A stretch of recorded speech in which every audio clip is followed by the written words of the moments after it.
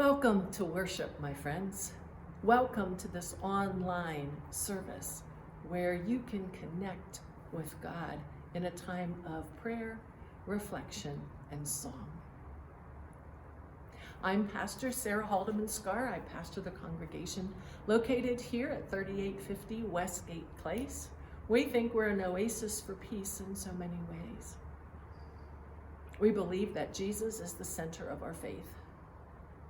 Community is the center of our life, and reconciliation is the center of our work.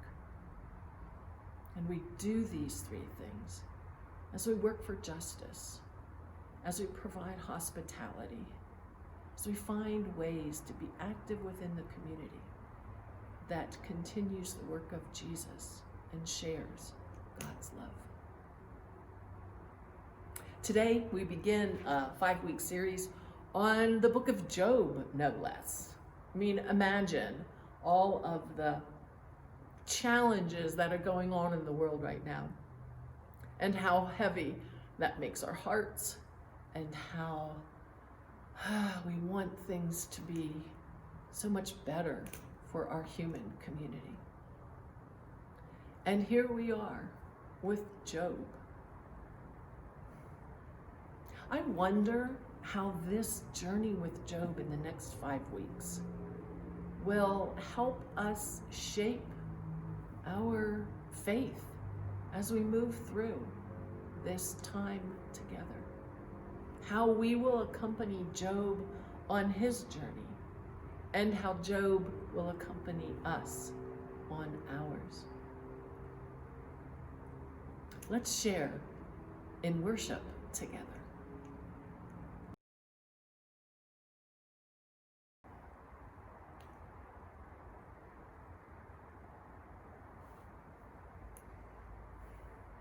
As we come to the beginning of our worship, let's begin in prayer together.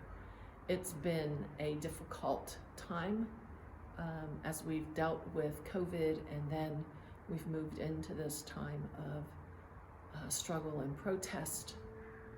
So I just want to invite us to be in prayer, and I want to ask you to think about the times that you found yourself in prayer this week.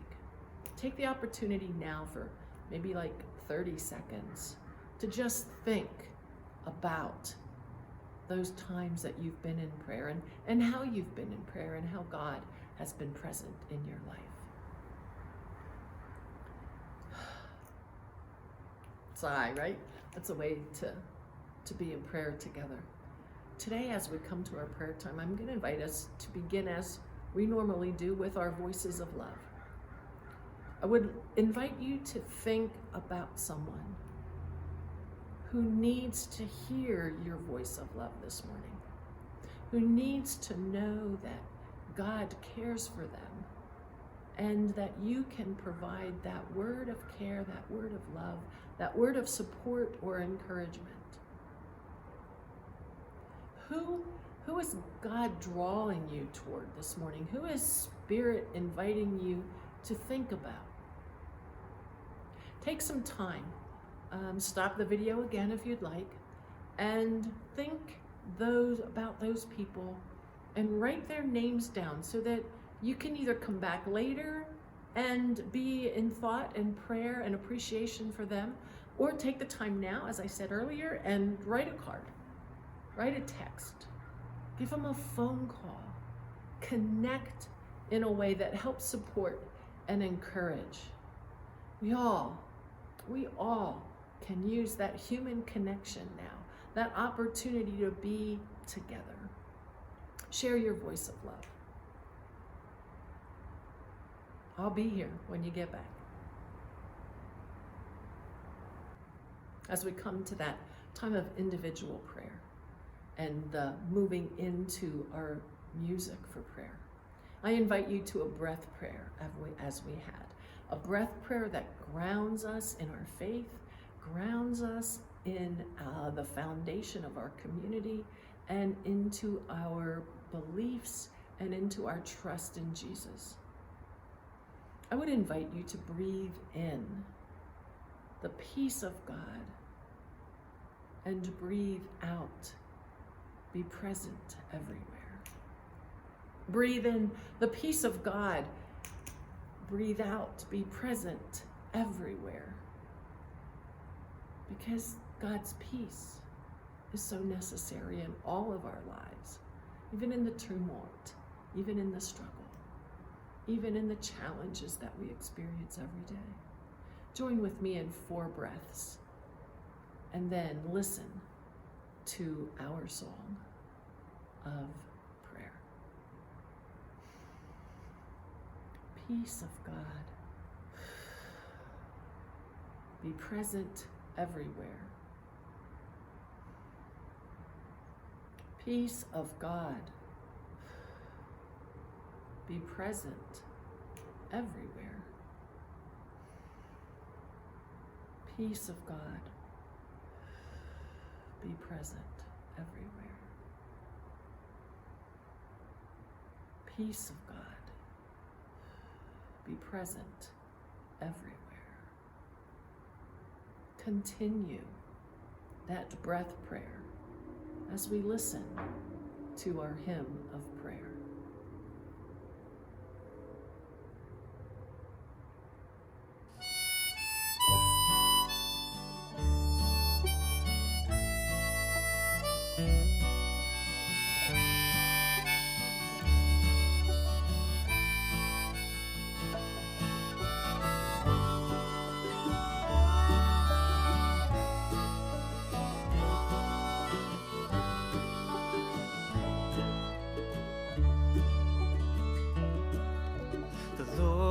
Our rock, in him we hide, a shelter in the time of storm,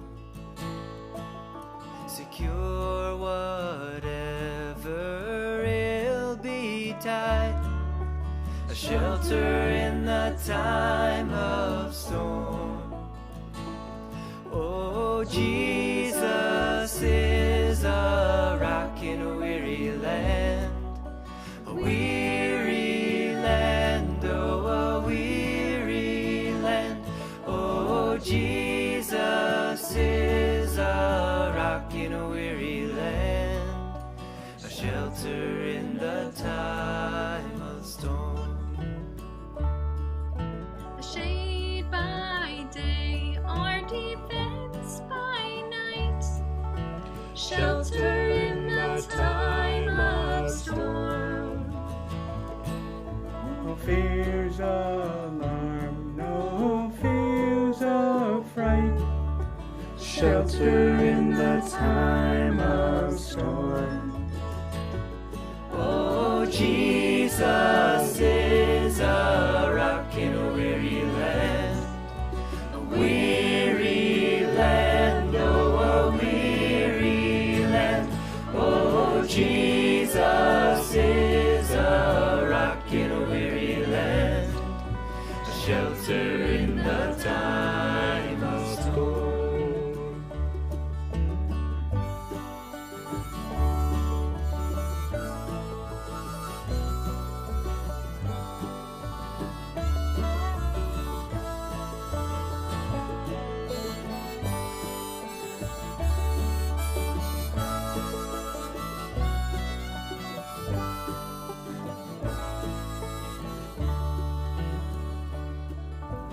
Rock divine, oh, refuge dear, a shelter in the time of storm.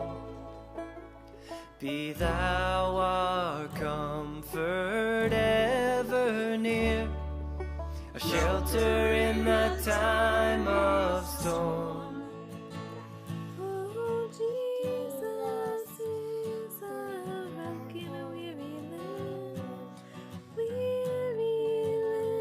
oh, weary land. Oh, Jesus is a rock in a weary land, a shelter in the time of storm. Oh, Jesus is a rock in a weary land, a weary land, oh, a weary land. Oh,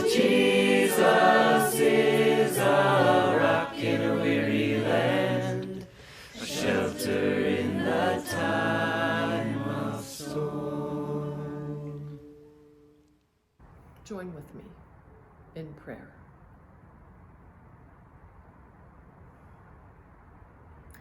Remember me, God?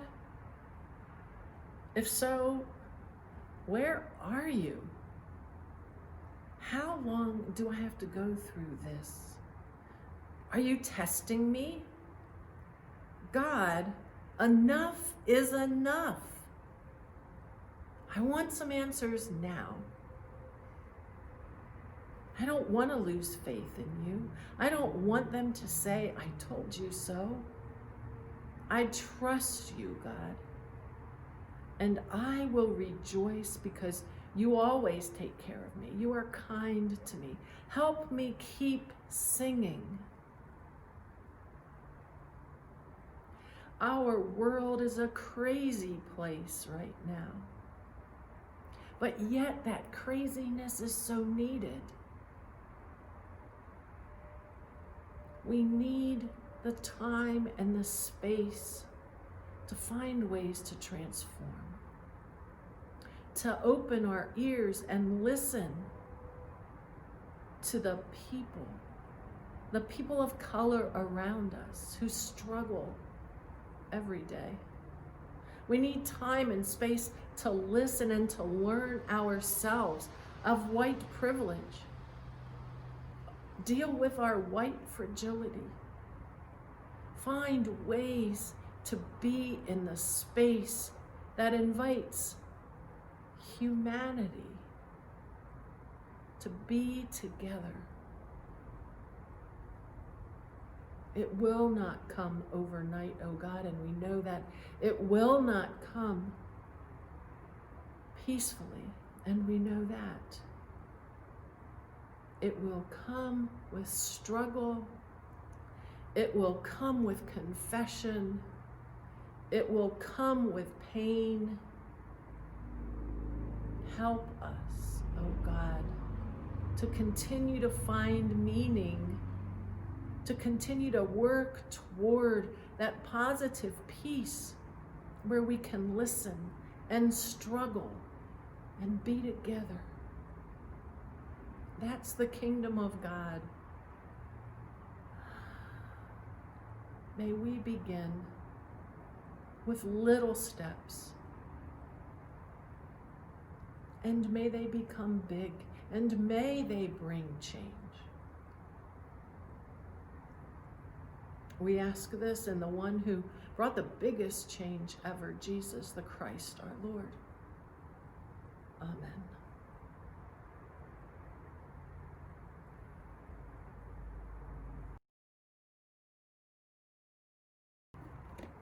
We begin a series of sermons this week on Job 1. It's a folk tale in many ways that was written during a time of exile for the people of God. And it is a tale of suffering, tale of problematic suffering, a problematic tale of suffering. So we start this morning with chapter 1. We read the verses 1 through 22. And I'll be reading from the Voice. Once, there was a man from Uz by the name of Job. He was a very good man. His character was spotless, his integrity unquestioned. In fact, he so believed in God that he sought to honor God in all things. He deliberately avoided evil in all of his affairs. He had 7 sons and 3 daughters. He owned 7,000 sheep, 3,000 camels, 500 teams of oxen, 500 female donkeys, and a large number of servants. Among Easterners, he was the most powerful and influential man. His sons, who were all wealthy landowners too, all used to gather together on each other's birthdays and special occasions. the brothers would take turns hosting the others in their homes, and they would invite their 3 sisters to eat and drink with them. When these days of feasting were through, Job would call all of his family to his own house and purify them, raising up early in the morning to offer burnt sacrifices for each one. Job says to God, God, forgive my children for any secret sins or grudges they have against you deep in their hearts. Job did this again and again. Now, one day, it came time for the sons of God, God's heavenly messengers, to present themselves to the Eternal One to give reports and receive instructions. The accuser was with them there.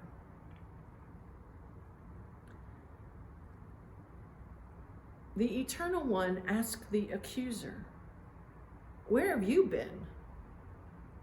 The accuser looks to God and says, "Oh, roaming here and there, running about the earth and observing its inhabitants."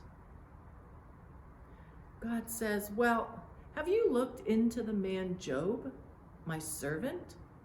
He is unlike any other person in the whole earth, a very good man. His character spotless, his integrity unquestioned.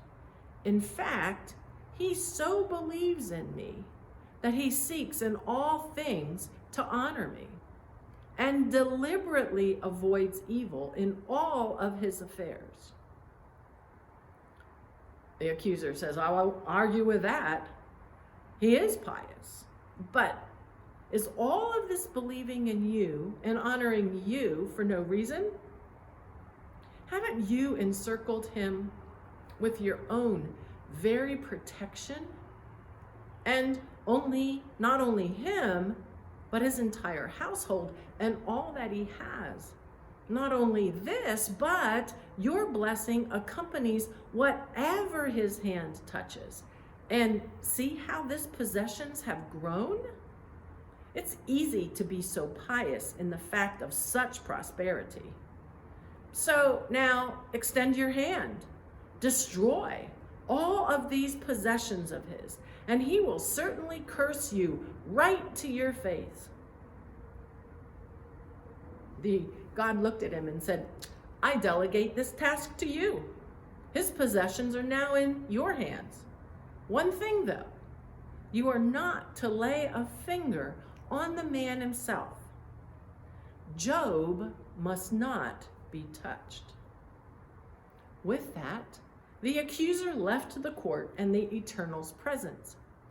Now, one day, all of Job's children were gathered under the roof of Job's firstborn for their usual celebration, feasting and whining and drinking, when a messenger came to Job.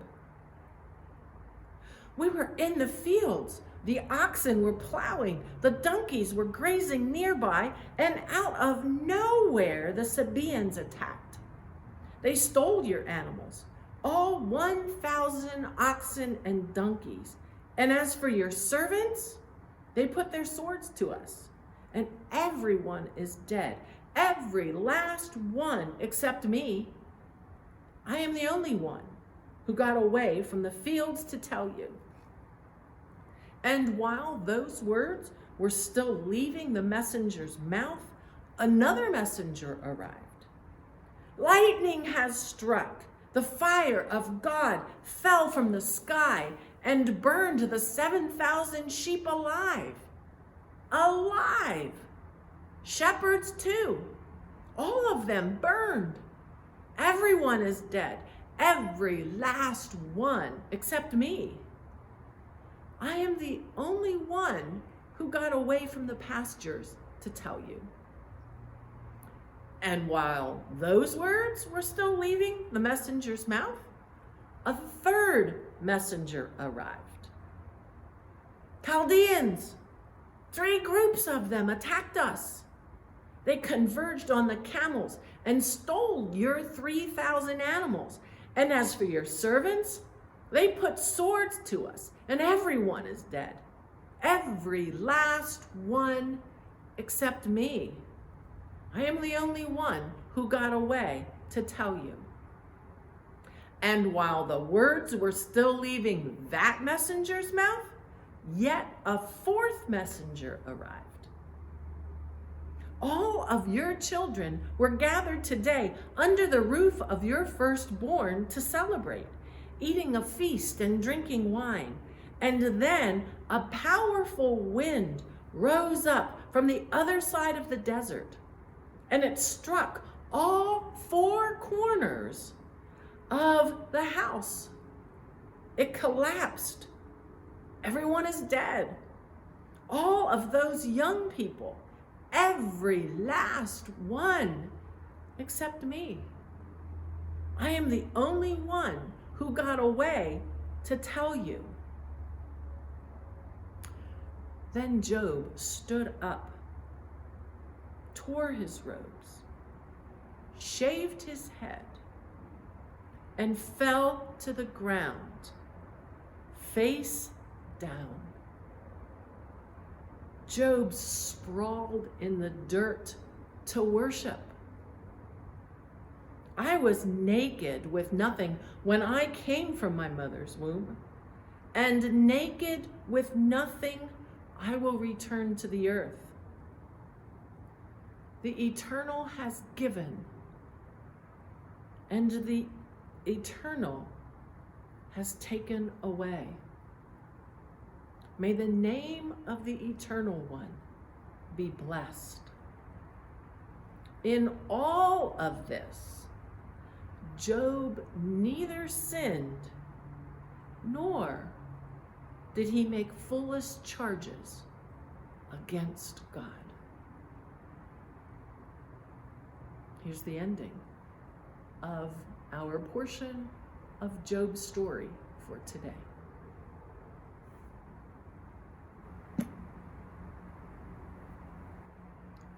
We live in amazing times.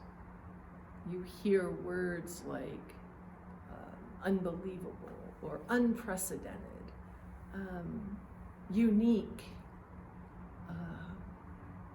Those are the kind of words that you hear floating around right now as we live in COVID and the protests and the murders of people of color and the call that Black Lives Matter. They are unprecedented times. It's insanity in some ways, right? The insanity of COVID, to think that there's a virus out there that puts us at such dis-ease with each other. And the insanity of people of color, African American, Blacks, that are being murdered, and murders looking, they're deaths, but yet they're lynchings, and it brings so much pain and suffering to the front of who we are. People lose their lives, like Ahmaud Arbery and George Floyd. And it really gives you pause to think about where we are and what's going on in the world. And then the insanity of a La Mesa woman being shot between the eyes with a beanbag. The incredible destruction that white privilege brings. Amy Cooper and her unbelievable actions against a person of color.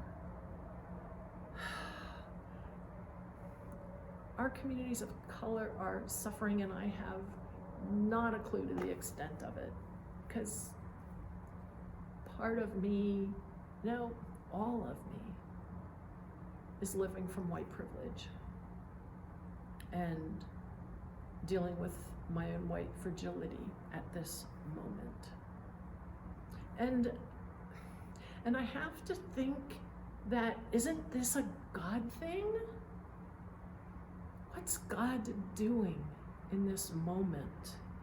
What is God doing that we find ourselves here in this time and in this space?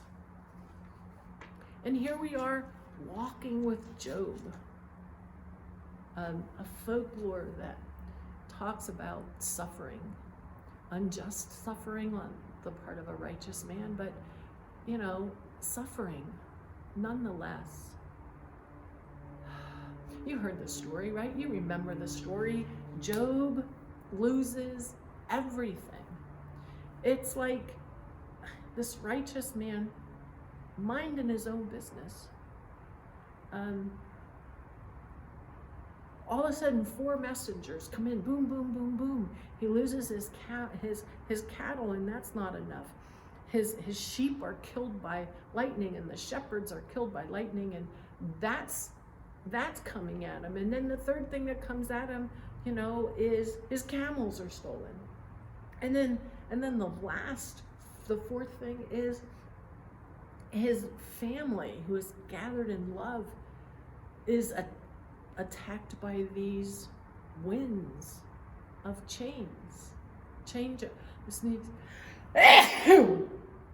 Oh, excuse me. He's attacked, but the family is attacked by these winds. And then within moments, Job's life is changed. And why? Why? Because God and the accuser had this conversation, and they're testing Job, and so Job ends up in the middle of this bet? That makes no sense. And why does Israel find itself in exile? So this story is told to give them meaning in their suffering. God's not happy with the direction his people are going, so he sends in an entire empire to wipe them out. It's human loss, economic loss, spiritual loss. And then why do we have to deal with COVID, right? Why do we have to deal with that? There's so much human loss, and there's the economic loss, and there's the spiritual loss. And then why do we find ourselves in the midst of this human crisis, right? Where humanity can't get along because of oppression and injustice for people of color. There's so much loss of life, there's so much economic loss, there's so much spiritual loss. And I have to wonder, what have we learned? What have we learned in our lives? Do we not learn anything from Job's story? Do we not learn anything from Israel's story, that we study it and we wonder and we learn? Have we not heard? Have we not learned from the human struggles and the divisions that have gone before us? I don't think so. I guess not.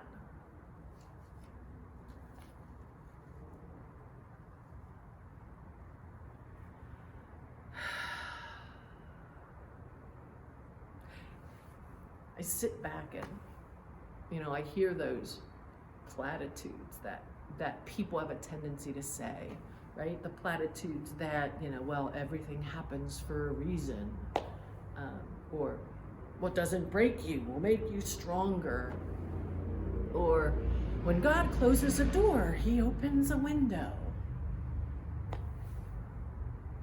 And those platitudes are just there,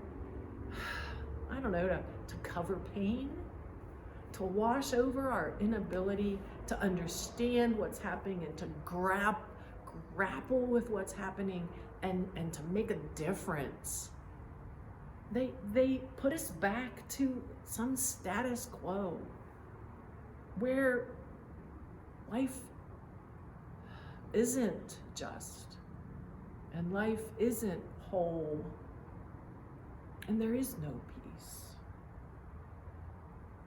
And I think to myself, if those platitudes are true, and if they really have meaning in our lives, I don't need to be stronger. You don't need to be stronger.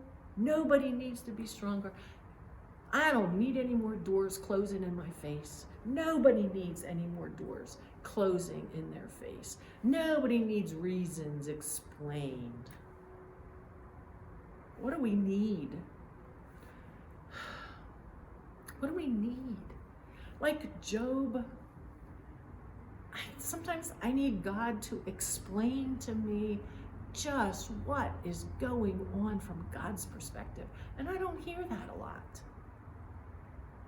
I need a space to sit in the ashes, I guess, and to try and reflect over what's going on and to try to figure out meaning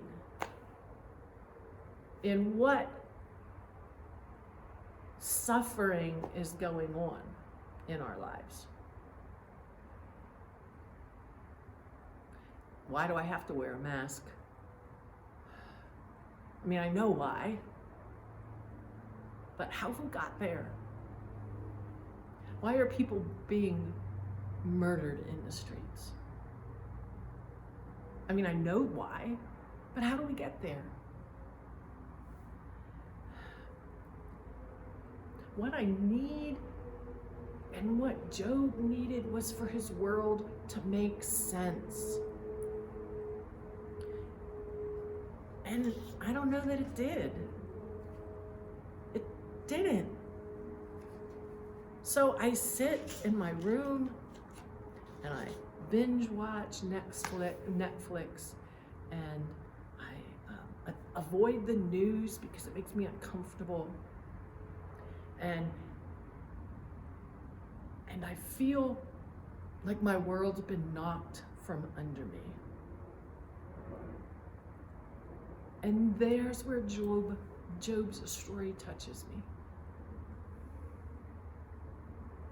What was Job's response to all of the struggles that he found himself in?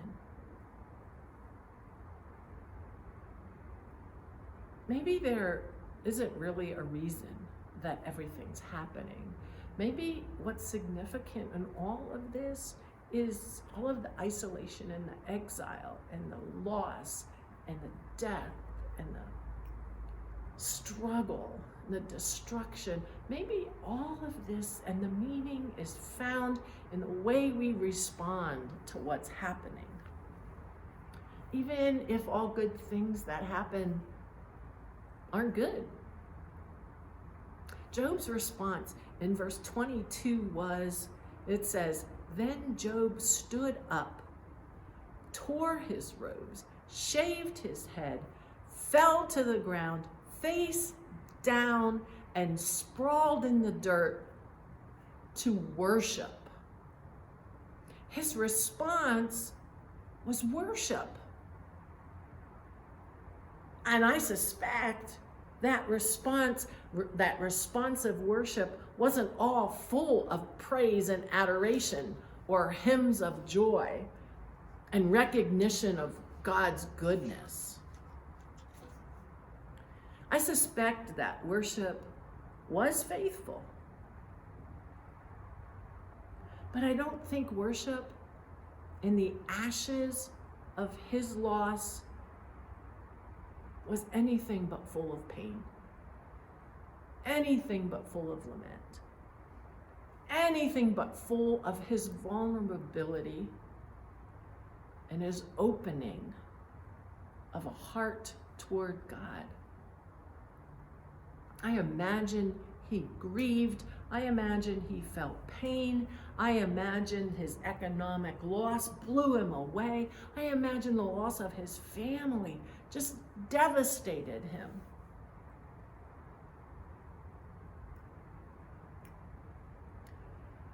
Sometimes God doesn't make sense. Israel in their exile also experienced economic loss and human loss and spiritual loss. There has got to be some kind of tension between humanity and God when these things happen.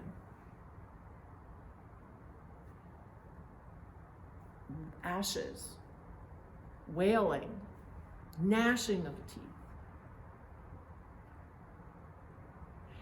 And I come to this whole thing of how are we going to respond to what's going on around us in the day that we find ourselves in today?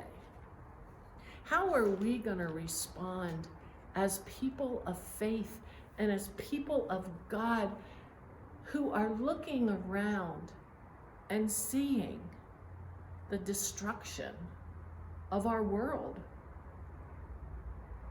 We aren't losing camels and sheep, but we are losing people. We are losing members of the human body.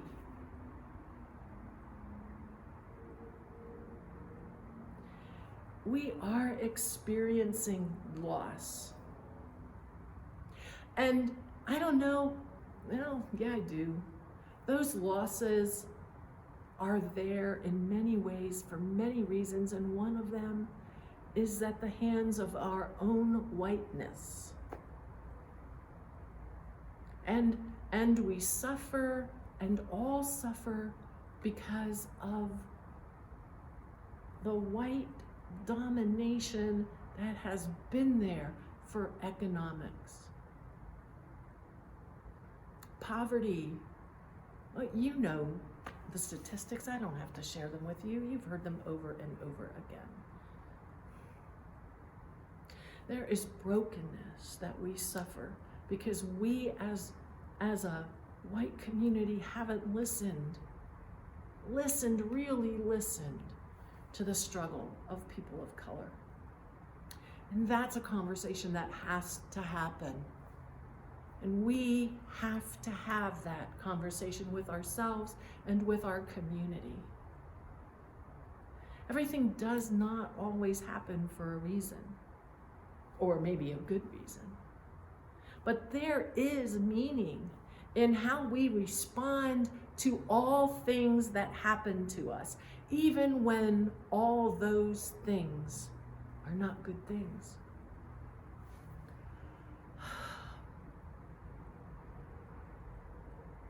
I invite you to take some time to think about what worship looks like now, when we are not in a space to praise and sing joy, because we are hurting. Our hearts are heavy. What does worship of lament look like? What does worship of pain and suffering look like? Where's the hope in that? Where's the hope for Job? I think it's in the faithfulness.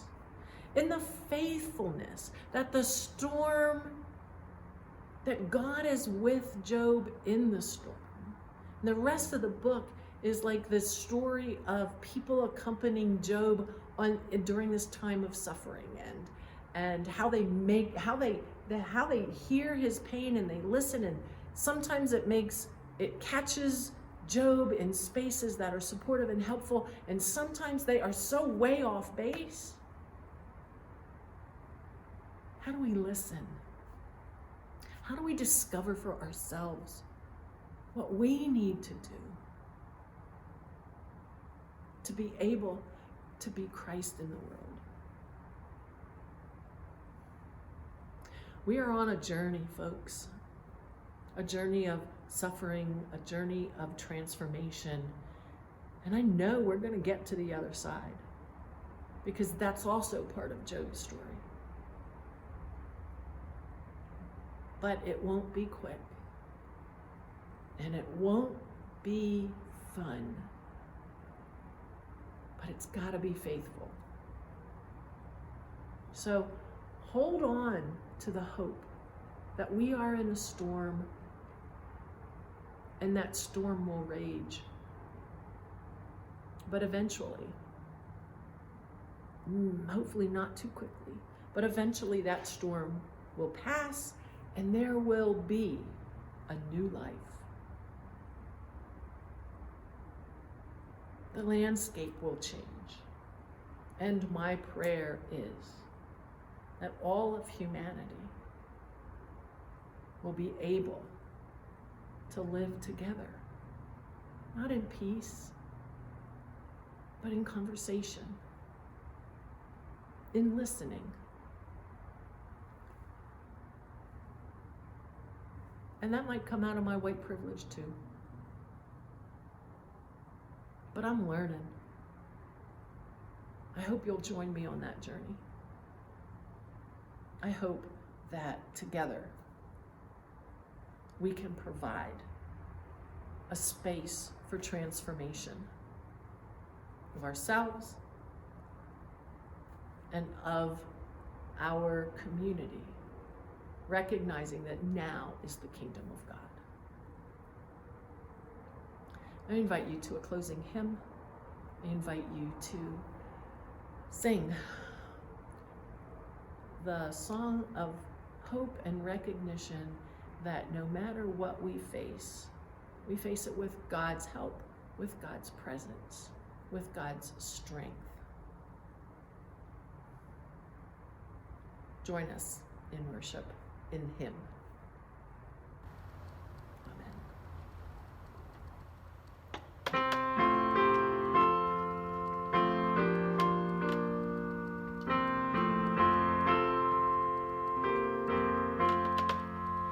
My life flows on in endless song above Earth's lamentation. I catch the sweet, though far off hymn that hails a new creation.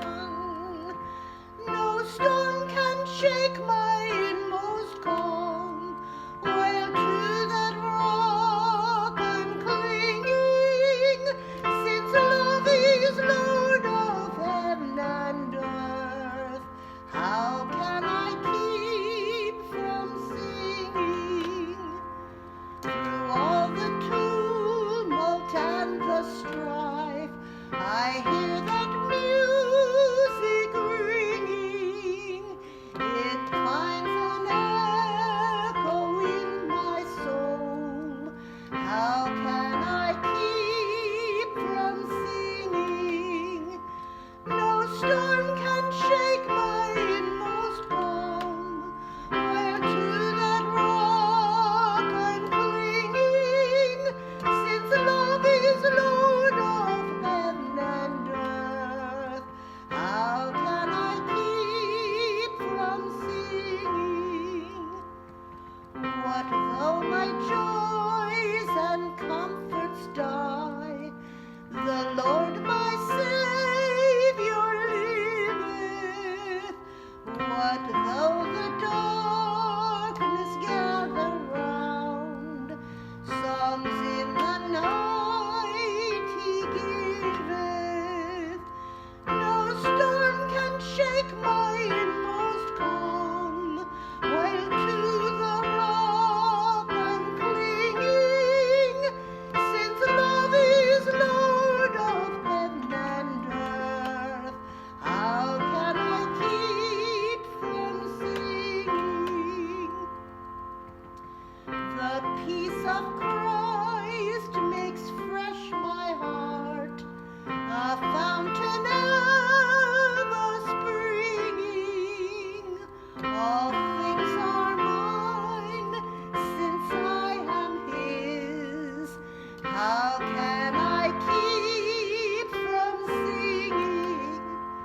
No storm shall shake my inmost calm, while to the rock I'm clinging, since love is Lord of heaven and earth.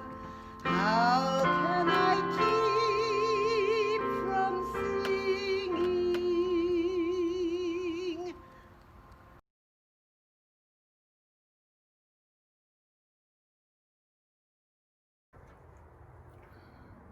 No storm can shake our inmost calm.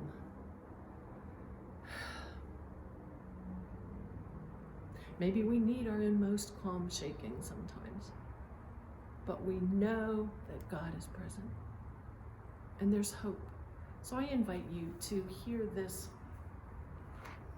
poem of hope from Jan Richardson, posted in her prayer book, painted prayer book.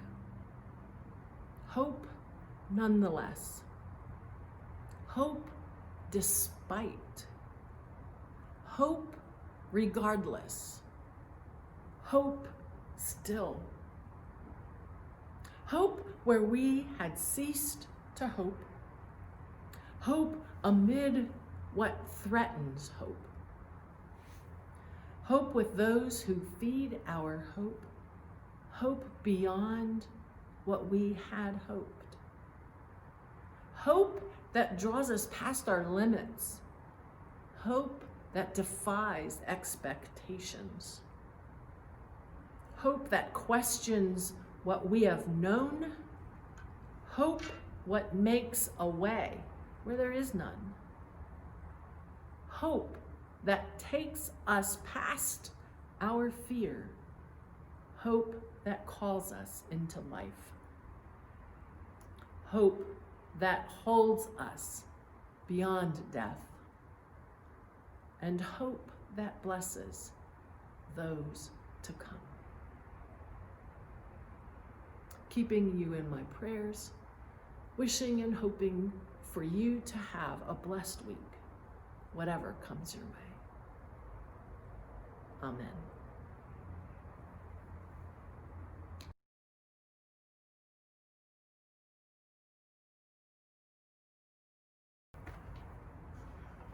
I have some announcements for this week that I'd like to share with you.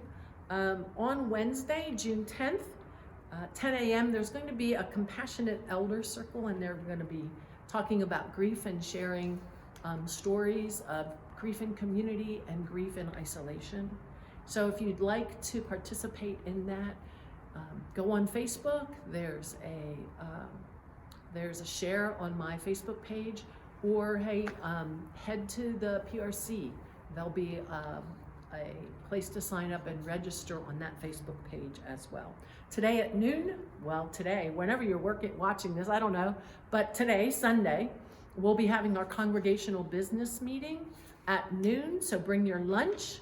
We're gonna be talking things like, talking about COVID and where the board is seeing us going, and asking for some input from you as members and participants in the congregation. You're going to be hearing reports. Some of us, 3 of us, Orrin and Judy and I got together and created a confession of white fragility, white privilege, I think it's entitled. You should have received that in your email on Saturday. So we'll do a little conversation around that as well. So that'll be an important conversation to have. Judy, on the 17th of June, will be sharing a program, an evening program beginning at 7 on Nigeria, and it'll be Nigerian culture. So come on out and celebrate that. We'll try and have the Zoom out for that as well.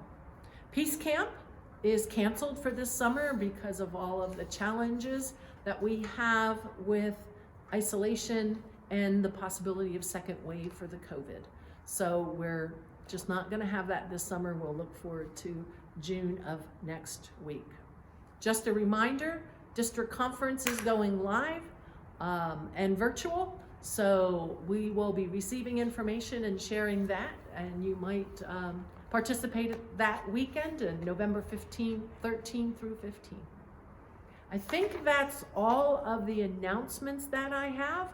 Don't forget to take care of your gratitudes and challenges and email those in so that we can continue to keep each other in prayer. Thanks so much. God bless.